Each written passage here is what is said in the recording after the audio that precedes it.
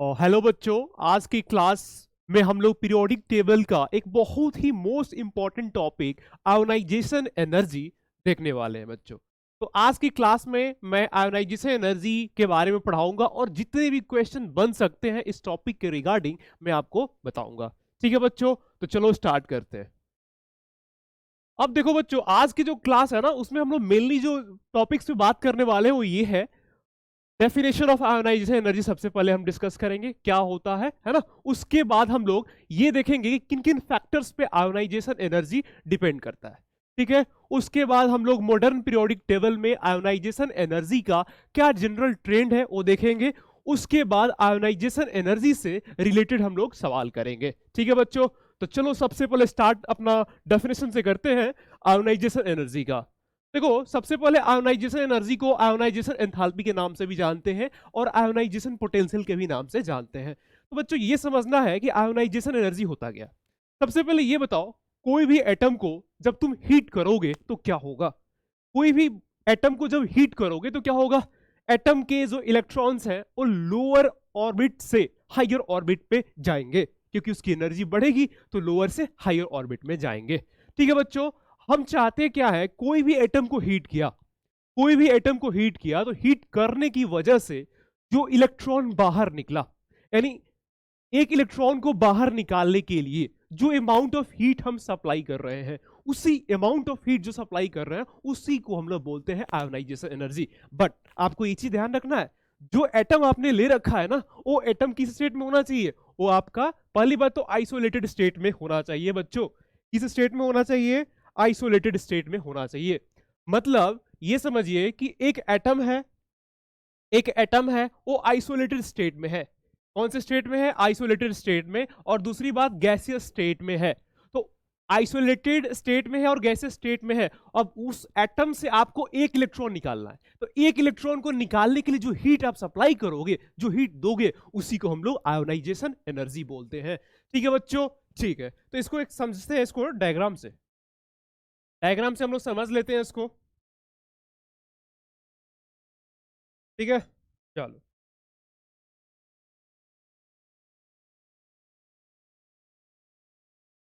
जैसे मान लो बच्चों कि ये अपना एटम है, उसका ये न्यूक्लियस है। अब न्यूक्लियस है तो उस पे ये इलेक्ट्रॉन है मान लो, फिर ये भी उसका इलेक्ट्रॉन है, फर्स्ट ऑर्बिट में दो इलेक्ट्रॉन, और उसके बाद मान लो कि ये इलेक्ट्रॉन है और ये इलेक्ट्रॉन है अपना। ठीक है, ये इलेक्ट्रॉन है। अब हम चाहते क्या है कि जो एटम है, सबसे पहली बात ये गैसियस स्टेट में है, गैसियस स्टेट में है। दूसरी बात ये जो है ना आइसोलेटेड एटम है, आइसोलेटेड एटम, आइसोलेटेड एटम है, मतलब एटम जो है फ्री स्टेट में है। अब हम इससे ये वाला इलेक्ट्रॉन को बाहर निकालना चाहते हैं, तो ये जो इलेक्ट्रॉन को बाहर निकालने के लिए जो हम बाहर से हीट सप्लाई करते हैं, जो बाहर से हम हीट सप्लाई करते हैं उसी को बोलते हैं आयोनाइजेशन। क्लियर है बच्चों, ठीक है। तो अब देखो, आयोनाइजेशन एनर्जी एक क्या है, ये एनर्जी का एक फॉर्म है ना। तो उसका यूनिट क्या बच्चों होगा, किलो जूल पर मोल आपको मिलेगा, या किलो कैलोरी पर मोल मिलेगा, या इलेक्ट्रॉन वोल्ट पर एटम, यानी इसमें आपको सवाल में इसमें यूनिट दिया रहेगा। क्लियर है, चलो आगे आ जाओ। अब जैसे देखो कि एक एटम है एम, अब मान लो तुम इससे एक इलेक्ट्रॉन निकालोगे तो कैटायन बनेगा ना बच्चों, M plus gaseous, one electron आपने निकाला। क्लियर है, तो इसके लिए जो आपने हीट सप्लाई करा वो क्या है बच्चों, IP1। उसी तरह से बच्चों M प्लस गैस, इससे आप इलेक्ट्रॉन निकालोगे तो ये क्या बनेगा बच्चों, M2 प्लस गैस। ठीक है, अब जो है इसके लिए आप क्या बोलोगे बच्चों, IP2 या IE, आयोनाइजेशन एनर्जी IP बोलोगे, सेम चीज है ना। अब उसके बाद बच्चों ये देखो M2 प्लस गैसियस स्टेट में है, इससे आप इलेक्ट्रॉन निकालोगे बच्चों तो क्या बनेगा बता दो, ये ऐसे होगा ना, IE IP3 या IE3। अब जरा देखो बच्चों, यहां पे जो है ना IP1 से ज्यादा होगा IP2, इससे ज्यादा होगा IP3, या इससे वैल्यू आगे बढ़ते जाएगा। इसका रीजन समझो बच्चों। सबसे पहले तुम जो इलेक्ट्रॉन निकाल रहे हो तो आउटर मोस्ट सेल से इलेक्ट्रॉन निकाल रहे हो, तो तुमने कुछ हीट सप्लाई किया, तो उसके लिए IP1। अब जब उसके बाद तुम इलेक्ट्रॉन निकालोगे ना, तो तुम वैसे ऑर्बिट से इलेक्ट्रॉन निकालोगे जो न्यूक्लियस के पास में है, और न्यूक्लियस के पास में है मतलब उसमें अट्रैक्टिव फोर्स ज्यादा काम कर रहा होगा ना, यानी तुमको ज्यादा अमाउंट ऑफ हीट सप्लाई करना पड़ेगा वहां से इलेक्ट्रॉन को निकालने के लिए। तो एक चीज हमारे साथ ये मतलब ये चीज हम डिस्कस अभी कर लिए कि कोई भी एटम का IP कम है, इसका मतलब ये हुआ कि कटायन बहुत ही जल्दी बन जा रहा है। IP का वैल्यू कम ये बता रहा है कि कटायन बहुत जल्दी बन जा रहा है ना, और IP का वैल्यू ज्यादा है यानी तुम ज्यादा हीट सप्लाई कर रहे हो, यानी कटायन का फॉर्मेशन जो है डिफिकल्ट है। अब डिफिकल्टी के साथ कटायन बन रहा है, इस चीज को नोट कर लेते हैं बच्चे, नोट कर लो इसको। Less value, lesser value of IP या IE इंडिकेट्स, ये क्या इंडिकेट करता है? Indicates that cation formation, cation का फॉर्मेशन जो है ना क्या है बच्चों? इजियर है, इज इजियर, ठीक है। उसी तरह से higher value of, higher value of ionization energy, ये बताता है indicates that cation is formed with difficulty, यानी कटायन जो है डिफिकल्टी से बन रहा है अगर IP का वैल्यू ज्यादा है। इससे हम ये डिस्कशन से हमारा ये बात सामने आया, क्लियर है?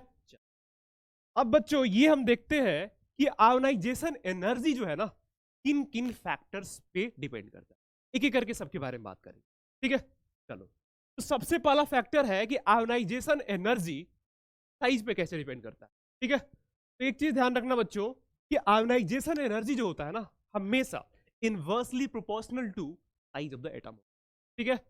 यानी क्या समझे? Ionization energy is inversely proportional to size of atom, ये ध्यान रखना बच्चों। Ionization energy is inversely proportional to size of atom, यानी एटम अगर बड़ा होगा तो आयोनाइजेशन एनर्जी होगा, आयोनाइजेशन एनर्जी का वैल्यू छोटा होगा। अगर एटम छोटा है तो आयोनाइजेशन एनर्जी का वैल्यू, तो ये बात रियल में है भी, एटम छोटा है यानी जो आउटरमोस्ट सेल का इलेक्ट्रॉन होगा और न्यूक्लियस के पास में है उस पर अट्रैक्टिव फोर्स ज्यादा काम कर रहा है, यानी वहां से तुम इलेक्ट्रॉन निकालोगे तो तुमको ज्यादा हीट देना पड़ेगा ना, यानी साइज कम IP या आयोनाइजेशन एनर्जी ज्यादा। अब आते हैं इफेक्टिव न्यूक्लियर चार्ज पे। तो ये जो है ना आयोनाइजेशन एनर्जी जो होता है बच्चों ये डायरेक्टली प्रोपोर्शनल होता है इफेक्टिव के, यानी जेड इफेक्टिव के डायरेक्टली प्रोपोर्शनल होता है। यानी अगर जेड इफेक्टिव बढ़ेगा तो आयोनाइजेशन एनर्जी भी बढ़ेगा, अगर जेड इफेक्टिव घटेगा तो आयोनाइजेशन एनर्जी भी क्या होगा बताओ? घटेगा, ठीक है। अब बात करते हैं तीसरा factor, stability of half filled and fully filled orbitals. एक चीज और ध्यान रखना बच्चों, आयोनाइजेशन एनर्जी डिपेंड करता है, डायरेक्टली प्रोपोर्शनल होता है stability of half filled and fully filled orbitals. बात को भी लिख लेते हैं, ionization energy directly proportional to, बच्चों बता दो क्या लिखना है? Stability of half and fully filled orbitals. ये बात बच्चों एकदम रियल में है भी, तुम सोचो जरा कैसे। आपको पता है ना, आपने एटॉमिक स्ट्रक्चर में पढ़ रखा है कि हाफ फिल्ड और फुली फिल्ड ऑर्बिटल्स है ना ये ज्यादा स्टेबल होते हैं as compare to partially filled electronic configuration, है ना। ऐसे ऑर्बिटल जिसका इलेक्ट्रॉनिक कॉन्फ़िगरेशन में पार्शियली फिल्ड इलेक्ट्रॉन्स है तो उनसे ज्यादा स्टेबल होता है half filled and fully filled, है ना। अब देखो अगर स्टेबिलिटी ज्यादा है उसकी तो उसकी आयोनाइजेशन एनर्जी भी ज्यादा होगी क्योंकि तुमको ज्यादा हीट सप्लाई करना पड़ेगा वहां से इलेक्ट्रॉन निकालने के लिए, ठीक है। चलो अगला पॉइंट है penetration power of subcells. Penetration power of subcells ये क्या है? जितना ज्यादा पेनिट्रेशन पावर होगा, यानी इलेक्ट्रॉन को तुमको निकालना है तो अगर इलेक्ट्रॉन का पेनिट्रेशन पावर ज्यादा है ना, पेनिट्रेशन पावर जितना ज्यादा, ठीक है, तो उसकी आयोनाइजेशन उतनी ही ज्यादा बच्चों, यानी आयोनाइजेशन एनर्जी जो होगा पेनिट्रेशन पावर का डायरेक्टली प्रोपोर्शनल होगा। पेनिट्रेशन पावर, ठीक है। अब देखो पेनिट्रेशन पावर वेरियस सबसेल्स है, जैसे एस पी डी एफ, इसमें सबसे ज्यादा पेनिट्रेशन पावर किसका होता है? एस न्यूक्लियस के बहुत क्लोज है ना। वहां से तुमको इलेक्ट्रॉन निकालना होगा तो बहुत ज्यादा हीट सप्लाई करना पड़ेगा, है ना बच्चों। तो एस का पेनिट्रेशन पावर सबसे ज्यादा होता है, फिर पी का, फिर डी का, फिर एफ का। क्लियर है? ठीक है, इस तरह से हो गया बच्चों। और नेक्स्ट पॉइंट है ऑक्सीडेशन स्टेट। ऑक्सीडेशन स्टेट पे कैसे डिपेंड करता है? तो बच्चों ऑक्सीडेशन स्टेट जो है ना, ओ एस, है ना, ये दो तरह का होगा बच्चों। एक क्या होगा बच्चों? पॉजिटिव ऑक्सीडेशन स्टेट होगा ना बच्चों, और दूसरा क्या होगा बता दो? Negative oxidation state. अब जरा देखते हैं आयोनाइजेशन एनर्जी का क्या फर्क होगा इन पे, कैसे डिपेंड करेगा इन पे। तो आयोनाइजेशन एनर्जी बच्चों हमेशा ध्यान रखना, ये डायरेक्टली प्रोपोर्शनल होता है पॉजिटिव ऑक्सीडेशन स्टेट के, पॉजिटिव ऑक्सीडेशन स्टेट के डायरेक्टली प्रोपोर्शनल होगा। क्लियर है? उसी तरह से ध्यान रखना बच्चों, आयोनाइजेशन एनर्जी जो होता है ये इनवर्सली प्रोपोर्शनल होता है नेगेटिव ऑक्सीडेशन स्टेट। क्लियर है? वो इसका मतलब समझ में आ रहा ना बच्चों? ऑक्सीडेशन स्टेट है ये। चलो अब देखो बच्चों, कभी कभी होता क्या है कि सवाल में जब करोगे सवाल तो आपको इस टाइप के भी सवाल मिलेंगे जिसमें आईपी का वैल्यू दिया रहेगा। अब उसमें आपको पहचानना होगा कि ये किस एटम का आईपी का वैल्यू दिया हुआ है, जो सक्सेसिव आईपी वैल्यू दिया हुआ है वो किस एटम का दिया हुआ है। तो इस टाइप के सवालों को कैसे अप्रोच करना है यहाँ देखते हैं, है ना। ये सब आईपी वैल्यूज या आई वैल्यूज, ठीक है। जैसे मान लो कोई एटम है एम, कैसे स्टेट में है, तुमने कुछ एनर्जी दिया तो ये एम प्लस में कन्वर्ट होगा। फिर तुमने दूसरा इलेक्ट्रॉन तुमको निकालना है तो तुम क्या करोगे? कभी हीट दोगे तो मान लो ये बन गया, क्या बच्चों बता दो? 2+ बन गया ना, ठीक है। तुमने इसको भी हीट सप्लाई करा तो IE3, ये क्या बन गया? M3+ gaseous. क्लियर है? अब आपको तो पता है I1 से ज्यादा होगा I2, I2 से ज्यादा होगा I3, ये तो पता है आपको। लेकिन कभी कभी क्या होता है ना कि IE1 से ज्यादा है I2, लेकिन IE3 बहुत ज्यादा है। मान लो ऐसा तुम्हें दिखा, जब ये बहुत ज्यादा है, ये जंप बहुत ज्यादा नहीं दिखेगा मिल रहा है, यानी यहां पे तुमको बिगेस्ट जंप मिल रहा है, बिगेस्ट जंप। ये बिगेस्ट जंप का मतलब क्या है कि जो IE2 और I3 का वैल्यू जो है ना बहुत ज्यादा डिफरेंस है। यानी ऐसा इसलिए हुआ कि जो इलेक्ट्रॉन है, इलेक्ट्रॉन जब निकाल रहे थे तो बहुत ही स्टेबल इलेक्ट्रॉनिक कॉन्फ़िगरेशन आ गया। जब स्टेबल इलेक्ट्रॉनिक कॉन्फ़िगरेशन आ गया यानी तुमको इलेक्ट्रॉन को ज्यादा हीट देना पड़ेगा तब जाकर वहां से इलेक्ट्रॉन निकलेगा, है ना। यानी बिगेस्ट जंप जब भी दिखे आईपी वैल्यूज में तो ये समझना कि स्टेबल इलेक्ट्रॉनिक कॉन्फ़िगरेशन आ गया है, इस वजह से ज्यादा हीट सप्लाई करना पड़ रहा है, ठीक है। क्योंकि एटम हमेशा स्टेबल रहना चाहता है ना। और आप स्टेबल एटम से निकाल रहे हो इलेक्ट्रॉन को तो आपको हीट तो ज्यादा देना पड़ेगा ना, ठीक है। आगे बढ़ते हैं, तो सवाल भी इसके रिलेटेड कर लेते हैं, ठीक है। ये आपको समझ में आ गया, जब बिगेस्ट जंप आपको ऑब्जर्व होगा इसका मतलब आईपी वैल्यूज में बिगेस्ट जंप ऑब्जर्व होगा, इसका मतलब क्या है कि removal of valency shell electron, valency shell के इलेक्ट्रॉन को आप रिमूव कर रहे हो और उसमें इलेक्ट्रॉनिक कॉन्फ़िगरेशन आ जा रही है ना, ठीक है।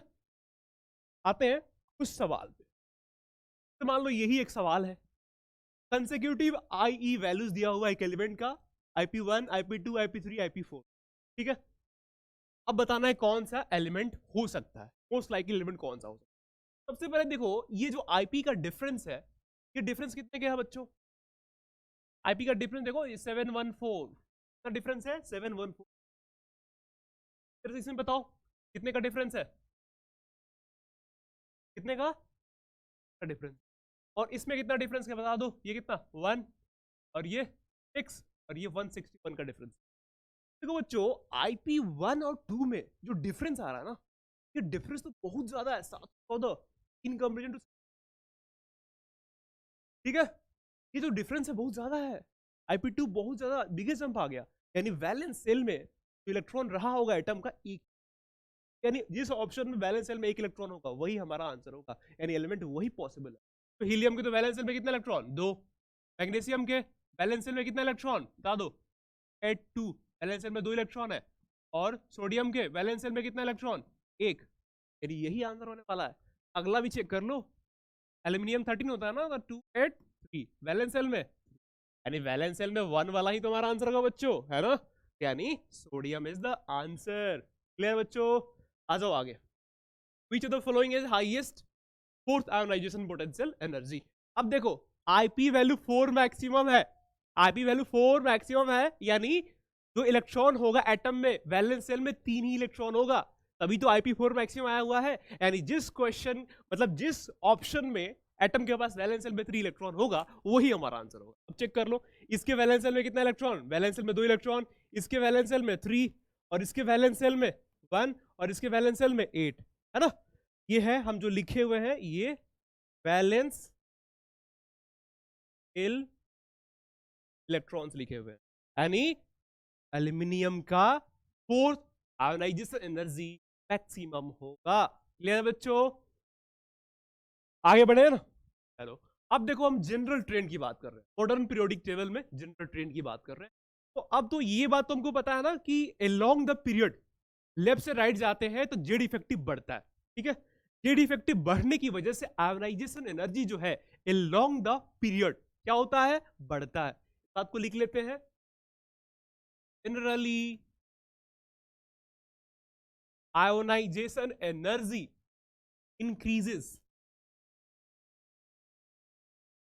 increases from left to right across the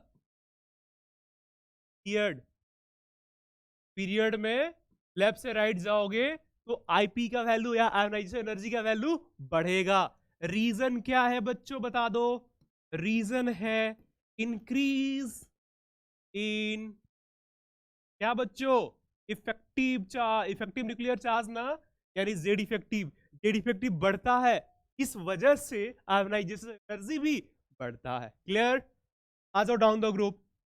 down the group क्या होता है बच्चों, टॉप से बॉटम जा रहे हो, जेड इफेक्टिव प्रॉपर्टी डिटरमाइन नहीं करेगा क्योंकि Z effective top to bottom almost same रहता है, ठीक है। अब टॉप से बॉटम जा रहे हो, एडिशन ऑफ न्यू सेल, नया नया सेल ऐड हो रहा है, नया नया सेल ऐड हो रहा है मतलब साइज बढ़ रहा है, यानी आईपी क्या होगा, घटेगा। तो बोलेंगे हम लोग generally ionization energy decreases down the group, down the group ionization energy decrease होता है। रीजन क्या दोगे बच्चों, रीजन बता दो, addition of new shell, addition of new shell. Clear, बहुत बढ़िया, ठीक है। चलो आगे बढ़ते हैं। अब एक सवाल हमारे पास है, what is the correct order of first ionization energy of period 2 elements और पीरियड 3 एलिमेंट्स। अभी हमने देखा अलोंग द पीरियड लेफ्ट से राइट जाते हैं आईपी का वैल्यू बढ़ता है ना, अलोंग द पीरियड। अब ये सवाल क्या है, अलोंग द पीरियड ही है, यानी वही वाला क्वेश्चन को मैं यहां करा रहा हूं, वहां पे मैं पीरियड का ऑर्डर बताना, पीरियड में बताता ऑर्डर, वही मैं यहां करा रहा हूं। तो सबसे पहले बच्चों यहां ध्यान दो, पीरियड 2 में एलिमेंट्स कौन कौन से हैं बता दो, lithium, beryllium, boron, carbon, nitrogen, oxygen, chlorine, ठीक है। यही सब एलिमेंट्स है पीरियड 2 में। अब इनमें हमको आईपी या आईई 1 का ऑर्डर बताना है, तो कैसे बताओगे, फटाफट इसे कंफ्यूजन लिख लो। क्या लिखोगे, 1s2 2s1, ये क्या लिखोगे 2s2, और ये 2s2p1, ये क्या लिखोगे 2s2 2p2। इसका बताओ नाइट्रोजन का 2s2 2p3, इसका 2s2 2p4। क्लियर है। उसी तरह से बता दो फ्लोरीन का 2s2 2p5, 2s2 2p6। अब एक चीज तो आपने पढ़ रखा है, लेफ्ट से राइट जाओगे आयोनाइजेशन एनर्जी बढ़ेगा, यानी बढ़ना चाहिए, बट अभी मैंने बताया हाफ फिल्ड और फुली फिल्ड ऑर्बिटल ज्यादा स्टेबल होता है, ठीक है। तो अब देखो यहाँ पे हाफ फिल्ड का केस आ गया, है ना। फिर नाइट्रोजन में भी ये हाफ फील्ड आ गया, तो आयोनाइजेशन एनर्जी का ऑर्डर क्या होगा, लिथियम से ज्यादा होगा, ये वाला जो होगा अपने बगल वाले से ज्यादा होगा। कार्बन, फिर ऑक्सीजन, फिर नाइट्रोजन, फिर क्लोरीन, और फिर ये ऑन का, ठीक है। बहुत बढ़िया, समझ में आया। इसी तरह से पीरियड 3 भी देख लो। पीरियड कौन कौन सा एलिमेंट है, sodium, magnesium, aluminium, silicon, phosphorus, sulphur, chlorine और आर्गन। इसमें क्या होगा ऑर्डर बच्चों आयोनाइजेशन एनर्जी का, बता दो। इसमें भी बिल्कुल केस वैसा ही होगा, है ना। इसमें जो ऑर्डर आपको मिलेगा कुछ ऐसा मिलेगा, एल्यूमिनियम से ज्यादा मैग्नीशियम, फिर सिलिकॉन, और फिर सल्फर, और फिर फॉस्फोरस, फिर क्लोरीन, और ये आर्गन, ठीक है। ये आपको ध्यान भी रखना है, क्लियर है, ठीक है। ये आपको ध्यान रखना है,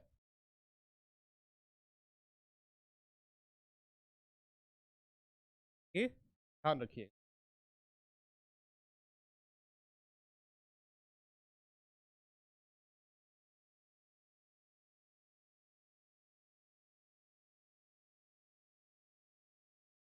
ठीक है, अब जो है CNOF, ये जो एलिमेंट्स है इनमें IP2 का ऑर्डर बताना है। फटाफट बता दो, फटाफट जो है इस क्वेश्चन का भी आप बता दो क्या होगा आंसर। CNOF इसमें कैसे करोगे, पहले क्या करो फटाफट, कॉन्फ़िगरेशन लिखो इसका 1s2 2s2 P2, फिर 2s2 2p 3, इसमें क्या लिखोगे 2s2 2p 4, फिर 2s2 p 5। IP1 का ऑर्डर तो मैंने अभी बताया, क्या बताया बच्चों बता दो, कार्बन से ज्यादा ऑक्सीजन, फिर नाइट्रोजन, और फिर फ्लोरीन। इसमें तो कोई दिक्कत आपको नहीं होनी चाहिए। IP2 में क्या करोगे ना, एक इलेक्ट्रॉन पहले निकाल लोगे, इससे एक इलेक्ट्रॉन निकालो बच्चों, तो कार्बन के केस में क्या लिखोगे 1s2 2s2 2p1, ये हमने कार्बन वाले केस के लिए लिखा। फिर नाइट्रोजन के लिए क्या लिखोगे, नाइट्रोजन वाले केस के लिए क्या लिखो बता दो 1s2 2s2 2p2, ये कॉन्फ़िगरेशन किसका था, कार्बन, और ये नाइट्रोजन, ठीक है। फिर ऑक्सीजन वाले के लिए भी लिख लो, ऑक्सीजन के लिए क्या लिखोगे 1s2 2s2 2p, फिर फ्लोरीन वाले केस के लिए ये हमारा फ्लोरीन ऑक्सीजन वाला है, और फ्लोरीन वाला क्या लिखोगे 1s2 2s2 2p 2p3, half field है ना, ज्यादा स्टेबल होगा, यानी IE2 या IE2 या IP2 इसको लिखो IP2। इसका ऑर्डर क्या होगा बता दो, कार्बन, फिर नाइट्रोजन, फिर क्लोरीन, और फिर ऑक्सीजन। तो ये जो है ना ऑर्डर किसका है, ये IP1 का ऑर्डर, और ये किसका ऑर्डर है IP, ठीक है बच्चों। तो इस टाइप से आपको इस टाइप के आयोनाइजेशन एनर्जी के सवालों को करना, ठीक है बच्चों। तो आज के लिए हम लोग इतना ही रखते हैं बच्चों, बहुत बहुत धन्यवाद, ठीक है बच्चों, थैंक यू वेरी मच।